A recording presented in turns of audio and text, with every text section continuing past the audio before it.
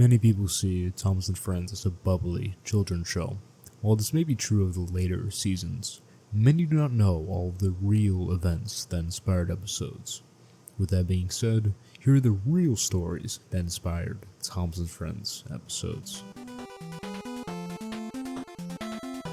After being left behind in the sheds for a long time, Edward is allowed to take a train of trucks, completing the task successfully and happily. Meanwhile, Gordon, a proud and boastful engine, Goodbye, little Edward. Look out for me this afternoon. Gets annoyed when tasked with pulling a heavy train up a hill of dirty trucks. However, Gordon learns a lesson in humility when he struggles with the job and requires Edward's assistance to finish the journey. We'll let the creator of the series himself tell you what inspired the story of Edward and Gordon. A story I'd read in the magazine about a Highland Railway banker being left behind. This was the story of how Gordon got stuck on the hill and had to be rescued by Edward, the engine whom he despised, banking him in the rear. But once Edward had started him off, Gordon was able to go on fast, and poor Edward ran out of steam and got left behind. When James becomes a runaway train due to some kids meddling on his footplates, Edward is called upon to help. Despite James's early arrogance, Edward is impossible, he grumbled to the others. He clanks about like a lot of old iron, and he is so slow, he makes us wait. Edward proves his worth by catching up to the runaway train and bringing it to a stop, showcasing his reliability and strength. And in the end, James learns to appreciate Edward. Now this is based on an unusual incident near Alton, Illinois, when a runaway diesel switcher was halted in a daring maneuver. The event, dating back to around 1947, and later chronicled in Railway Gazette, unfolded when a GM&O Alco S2 switcher, briefly left unattended, started moving on its own along the northward main track. As it gathered speed, dispatcher sprang to action, alerting nearby crew. Freight train number 28, which had already passed through the Alton area, was notified, and its engineer adjusted the train speed slowly to close the distance between them. As the runaway switcher came into view, the number 28's conductor guided his engineer, eventually bringing the switcher close enough for number 28's flagman to jump across. With precision, he reached into the runaway's cab, shut off the throttle, and ended the wild chase. The extraordinary capture led to a new rule. Diesel engines could no longer be left idling unattended, without removing the reversal handle from the control stand. Despite no physical damage, dispatcher Elmer Cooney-Lakin, who had coordinated the operation, developed shingles from the stress, underscoring the intensity of this extraordinary rescue. We know how you feel about trying to acquire Thomas and Friends merchandise. On eBay, it's far too expensive. Those items you really want in your hands just can't get into there because they just cost too much on eBay. This is where Kaiki comes in, the premier Thomas and Friends store with premier prices and premier quality. Check the pinned comment for a link to the store along with a code for 20% off. And get the Thomas and Friends items you've always wanted into your hands through a store with hundreds upon hundreds of positive testimonials. Now back to the video.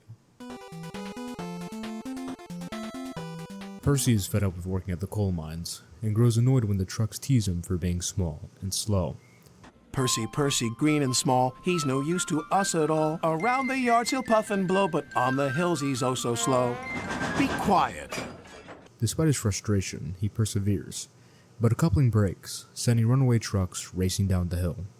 Percy, Bertie, and a fat controller spring into action, chasing and stopping the trucks just in time. Percy realizes the excitement of surprises and learns to embrace them, understanding that being a really useful engine means staying ready for anything. Now this is based on David Maidment's tenure as area manager at Bridgend. An unexpected runaway incident unfolded in the Garu Valley. The unattended locomotive, left idle on a gradient, gradually began to roll away. Despite attempts to intervene, the engine continued its journey down the valley, creating a tense situation for the railway team. Quick-thinking staff eventually brought the runaway under control, but the incident left a lasting impression on Maidment and his team.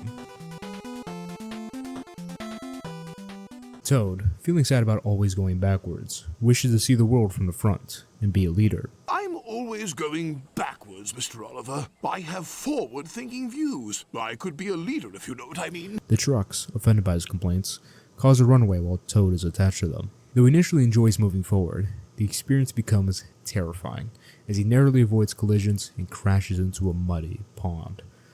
Rescued by Oliver, Toad apologizes for the chaos and admits how he now appreciates his role, realizing there's value in busy going backwards.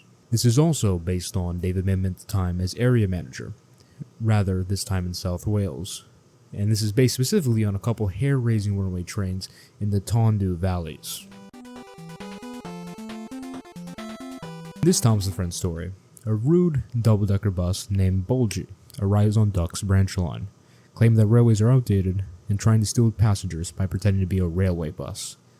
Bah! Enjoyment is all you engines live for. One day railways will be ripped up. Bulgy deceives travelers, causing delays, but his plans backfire when he gets stuck under a bridge. Duck rescues the passengers and Bulgy is eventually removed from service, becoming a henhouse where his lies are ignored by the hens. In late 1962, a trolley bus on a low loader headed for the scrapyard became wedged under a bridge in Lewes, according to the London Evening Standard. Sir Handel, proud of his new broad-tired, quote, Steamroller wheels, faces teasing from other engines, but claims they make him special. When challenged to confront George, an anti-railway steamroller, the rivalry escalates. The two clash at a level crossing, and later cause an incident where George rams into Sir Handel's trucks. Afterwards, a fence was built to prevent further issues, and George is moved elsewhere. Now, this is based on a curious incident on September 6, 1927, when the Muskerry tram found itself in an unexpected collision with a steamroller. That morning, the 7:45 a.m. passenger train from Dunamore was making its way along the Carrigohane Road, when it either collided with or was struck by the steamroller. The train driver asserted that he sounded his whistle when 40 yards away, and again as he drew closer. Meanwhile, the steamroller driver claimed he signaled for the train to halt. The exact cause was never clarified, though local lore suggests the two engines were in a lighthearted race, an idea that lingered long after the event. After Thomas leaves the yard to run his branch line, Gordon, Henry, and James struggle with the extra shunting work and their need for turntables. Tender engines can be turned round because it is dangerous for them to go fast backwards. Little tank engines like Thomas don't need turntables. They can go just as well backwards as forwards. Causing complaints of the fat controller. Gordon, proud of his tender, gets stuck on a turntable due to strong winds, forcing him to pull the train backwards. Teased by James, Thomas, and the schoolboys, Gordon is humiliated. Later, James also faces embarrassment when the wind spins him on a turntable, leaving him dizzy and green-faced. Now, this is based on a remarkable incident on December 21st of 1990. At Hawes Junction, now Garsdale, on the Settle and Carlisle line, strong winds took control of a turntable holding pilot engine number 1310. According to the report from Inspector Sillock, the force of the gale spun the engine uncontrollably. Signalman Sutton called for assistance early in the morning, and workers attempted to stabilize the turntable using sandbags. Following this incident, a wall of sleepers was erected around the turntable to protect it from future gusts. A measure was also adopted by the Highland Railway on other exposed turntables. The setup became iconic, with images of the LMS number 10899, later showing the robust defenses that safeguarded engines from the Pennine winds. Duck called me a galloping sausage, spluttered Gordon. Rusty red scrap iron, hissed James. I'm old square wheels, fumed Henry. The galloping sausage nickname came from Gressley's Hush Hush 10,000. This is based on a Sodor Island Forum interview with Richard Marsden.